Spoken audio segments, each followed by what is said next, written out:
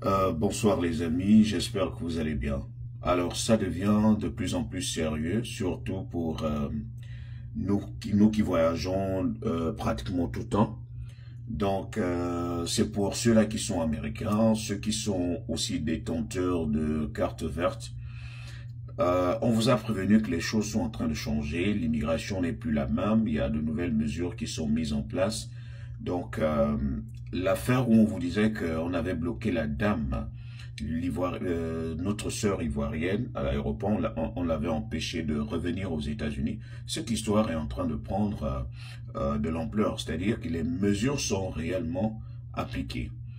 Je viens de recevoir les coups de fil de plusieurs de mes amis ghanéens qui ont été empêchés de voyager, pas empêchés de force, parce qu'on leur a seulement dit, nous on peut vous laisser voyager, mais sachez que vous n'allez pas revenir, parce que vous n'auriez pas pris de visa au départ. Donc c'est par rapport aux Américains qui ont la double nationalité.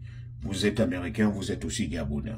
Vous avez votre passeport américain, vous avez votre passeport gabonais. Généralement, qu'est-ce qu'on faisait? Moi, je l'ai même fait récemment. Je suis parti au Gabon en novembre. Je suis parti, j'ai voyagé avec mon passeport gabonais et je suis revenu avec mon passeport américain.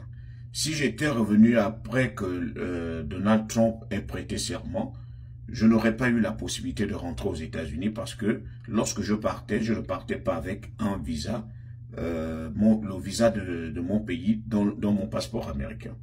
Mais dorénavant, c'est exigé.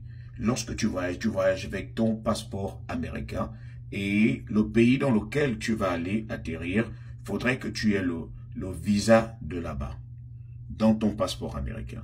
Si tu ne le fais pas, lorsque tu vas rentrer, tu n'auras pas accès aux États-Unis, on va t'empêcher de rentrer, on va te dire de repartir. Donc, il y a déjà beaucoup de personnes qui ont été recalées. Et cela prouve aussi qu'il y a des gens qui ne suivent pas les informations que nous véhiculons par-ci, par-là. TikTok est la plateforme idéale, TikTok et YouTube sont des plateformes idéales où vous pouvez vous informer. Il y a encore des gens qui négligent les informations qui sont véhiculées et tout de suite, ces personnes-là, lorsqu'elles se retrouvent à l'aéroport, elles ont des problèmes parce qu'elles ne sont pas informées. Et c'est vraiment grave. Imaginez, vous vous êtes déjà préparé, vous vous êtes levé et on vous dit que vous ne pouvez pas voyager, il faut retourner à la maison, prendre le visa. Les agents de l'aéroport ont même été gentils de leur dire, mieux vaut que vous repartiez chez vous chercher le visa.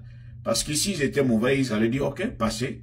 Mais lorsque vous allez revenir, vous ne reviendrez plus. Vous n'aurez pas cette possibilité-là. Donc, c'est déjà une grâce que le contrôle à l'aéroport soit net et qu'on leur dise que mieux vaut que vous partiez prendre le visa et puis vous repartez après de manière normale. Et il en est de même pour ceux qui ont des cartes vertes. Ne vous donnez pas la possibilité d'aller vivre dans un autre pays, vous retournez au Gabon, ou vous retournez au Cameroun, vous passez 7 ou 6 mois. La période est déjà sensible.